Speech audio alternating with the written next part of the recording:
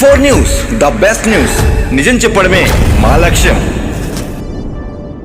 ఇరుముడి కట్టి పాదయాత్రతో బయలుదేరిన శివస్వాములు పత్తికొండ పట్టణంలో స్థానిక గుత్తి బైపాస్ రోడ్లో వెలిసిన శ్రీ రామలింగేశ్వర స్వామి దేవస్థానం నందు మాఘమాసం సందర్భంగా శివమాలలు వేసి మండల కాలం పూర్తి చేసుకున్న శివస్వాములు ఆదివారం తెల్లవారుజామునే స్వామివారికి అభిషేకం చేసి వివిధ రకాల పూలమాలలతో అలంకరించి అనంతరం శివస్వాములకు గురుస్వాములు ఇరుముడి కట్టి ఆలయం నుండి పూరవిధుల గుండా ఓం నమశివాయ అంటూ మండుటెండలు సైతం లెక్క చేయకుండా పత్తికొండ నుండి శ్రీశైల దేవస్థానమునకు పాదయాత్రతో బయలుదేరారు.